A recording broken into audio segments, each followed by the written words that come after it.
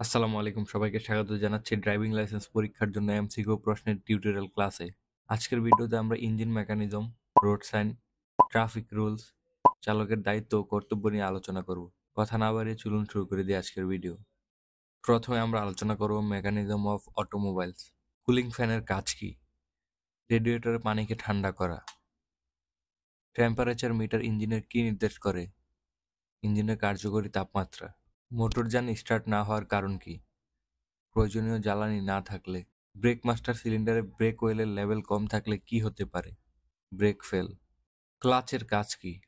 Engine এবং গিয়ারবক্সের মধ্যে সংযোগ বিচ্ছিন্ন করা। ইঞ্জিন অতিরিক্ত গরম হওয়ার কারণ। কুলিং ফ্যান কাজ না করলে, রেডিয়েটরে পানি ও মোবিল না থাকলে বা কম থাকলে। উপরের সবগুলো। এয়ার ক্লিনারের কাজ বাতাস পরিষ্কার করা।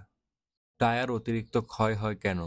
চাকার অ্যালাইনমেন্ট সঠিক না থাকলে, চাকার হাওয়া কম বেশি থাকলে, অতিরিক্ত মাল বহন করলে। উপরের সবগুলো। মোবিল বা ইঞ্জিন অয়েলের কাজ কি? ইঞ্জিনের ঘূর্ণায়মান যন্ত্রাংশকে পিচ্ছিল করা, ঘূর্ণায়মান যন্ত্রাংশের ক্ষয় রোধ করে। ইঞ্জিন আংশিক ঠান্ডা রাখে। উপরের সবগুলো। পেট্রোল ইঞ্জিনে প্রতিটি সিলিন্ডারের জন্য কয়টি স্পার্ক প্লাগ থাকে? একটি।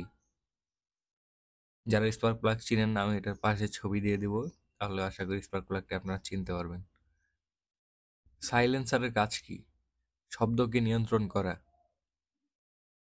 ইঞ্জিনের কুলিং সিস্টেমে কুলিং মিডিয়া হিসাবে সাধারণত কি ব্যবহার করা হয়? পানি। গিয়ার স্লিপ করার কারণ কি? গিয়ারের দাঁত ভাঙা থাকলে, ক্লাচ ঠিকমতো কাজ না করলে, গিয়ার ভালোভাবে সংযোগ না হলে। উপরের সবগুলো। ফুয়েল লাইনে বাতাস প্রবেশের কারণে ফুয়েল সরবরাহ বন্ধ হয়ে যাওয়াকে কি বলে? এয়ারলক। স্পার্ক প্লাগ কোথায় থাকে? পেট্রোল ইঞ্জিন সিলিন্ডার হেডে। ফুয়েল ও বাতাসকে নির্দিষ্ট অনুপাতে মিশ্রিত করে ইঞ্জিনে সরবরাহ করে কে? কার্বোরেটর। রেডিয়েটরের কাজ কি? পানিকে ঠান্ডা করা। এবার আমরা আলোচনা করব রোড সাইন নিয়ে। বাধ্যতামূলক না বোধক চিহ্ন থাকে লাল বৃত্তে। রাস্তায় আলোক সংকেত যেভাবে আসে, লাল, সবুজ, হলুদ।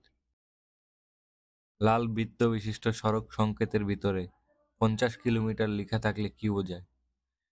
সর্বোচ্চ গতিসীমা 50 কিলোমিটার। রোড সাইনকে কোন 3 ভাগে ভাগ করা হয়? বাধ্যতামূলক, সতর্কতামূলক এবং তথ্যমূলক। অরক্ষিত লেভেল ক্রসিং এ চালকের দায়িত্ব কি? মোটরযান থামিয়ে ডানে বামে দেখে নিরাপদ মনে হলে অতিক্রম করা। রাস্তার মাঝখানে অখণ্ডিত একটি সাদা দাগ থাকলে কি করণীয়? ওভারটেক করা যাবে না। এই চিহ্নটি দ্বারা কি বোঝায়? সাইকেল চলাচল নিষেধ। ফোর হুইল ড্রাইভ কোথায় প্রয়োগ করতে হয়? পিচ্ছিল কর্দমাক্ত রাস্তায়। লেভেল ক্রসিং ও রেল ক্রসিং কত প্রকার? 2 প্রকার, রক্ষিত এবং অরক্ষিত। এই চিহ্ন দ্বারা কি বোঝায়? মোটরযান চলাচল নিষেধ। এই চিহ্ন দ্বারা কি বোঝায়? ওভারটেকিং নিষেধ।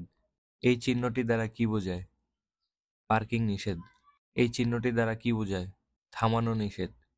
এই চিহ্নটি দ্বারা কি বোঝায়? পথচারী চলাচল নিষেধ। এই চিহ্নটি দ্বারা কি বোঝায়? পথচারী পারাপার। এই চিহ্নটি দ্বারা কি বোঝায়? সড়কে পথচারী। এই চিহ্নটি দ্বারা কি বোঝায়? সামনে স্কুল। এই চিহ্নটি দ্বারা কি বোঝায়? প্রবেশ নিষেধ। এই চিহ্নটি দ্বারা কি বোঝায়? অসমতল ত্রুটিপূর্ণ সড়ক। এই চিহ্নটি দ্বারা কি বোঝায়? সামনে গতিরোধক। মহাসড়কে বাসের সর্বোচ্চ গতিসীমা কত? 80 কিলোমিটার ঘন্টায়। গোলচক্করে গাড়ি চালানোর নিয়ম। ডান দিক থেকে আগত গাড়িকে প্রাধান্য দিতে হবে। নীল রঙের আয়তক্ষেত্র কোন ধরনের সাইন? তথ্যমূলক সাইন। ট্রাফিক সিগন্যাল বা সংকেত কত প্রকার? 3 প্রকার। সবুজ আয়তক্ষেত্রের ট্রাফিক সাইন ফলক কোনটি? সাধারণ তথ্য প্রদান করে। মোটরযান চালানো অবস্থায় ট্রাফিক সিগন্যালে হলুদ বাতি জ্বলতে দেখলে থামানোর জন্য প্রস্তুতি নিতে হবে। এবার আমরা ট্রাফিক রুলস নিয়ে কথা বলবো। ড্রাইভিং লাইসেন্সের ধরন, পেশাদার ও অপেশাদার। অপেশাদার ড্রাইভিং লাইসেন্স পাওয়ার ক্ষেত্রে সর্বনিম্ন বয়স কত? 18 বছর। কোন জায়গায় অবশ্যই হর্ন বাজাতে হবে? অন্ধবাকে। ঘন কুয়াশার মধ্যে রাস্তায় গাড়ি চালাতে হেডলাইট জ্বালানো হয় কেন? গাড়ির অবস্থান বোঝানোর জন্য। বাজার এলাকা অতিক্রম করার সময় গাড়ির গতি কত থাকা উচিত। ট্রাফিক সাইনের নির্দেশিত গতিসীমা। এবার আমরা আলোচনা করব চালকের দায়িত্ব ও কর্তব্য নিয়ে। চলন্ত অবস্থায় গাড়ি ওভারহিট হলে করণীয় কি? সুবিধামতো স্থানে গাড়ি পার্ক করে ইঞ্জিনকে ঠান্ডা হতে দিতে হবে। ইঞ্জিন অয়েলের মেয়াদ শেষ হলে নতুন অয়েল প্রবেশ করানোর সাথে আর কি পরিবর্তন করা অবশ্যই আবশ্যক। Engine oil filter. ইঞ্জিনের মোবিল কত কিলোমিটার চালানোর পর বদল করা উচিত? প্রস্তুতকারক প্রদত্ত ম্যানুয়াল অনুযায়ী। মোটরযানে ব্যবহৃত ব্যাটারিতে ইলেকট্রোলাইটের লেভেল কমে গেলে কি ব্যবহার করতে হবে? যদি এখানে ডিস্টিল ওয়াটার লেখা আছে, তবে এখন মিনারেল ওয়াটার ব্যবহার করা হয়। হেডলাইট না জ্বললে প্রথমে কি চেক করতে হবে? নির্ধারিত ফিউজ। টায়ার ব্লাস্ট হলে গাড়ি নিয়ন্ত্রণে রাখার জন্য এক্সিলেটর থেকে পা সরিয়ে নিয়ে গাড়ি থামা পর্যন্ত স্টিয়ারিং ধরে রাখতে হবে। মোটরযানে গিয়ার পরিবর্তনের সময় অবশ্যই ক্লাচ পেডাল চাপ দিতে হবে।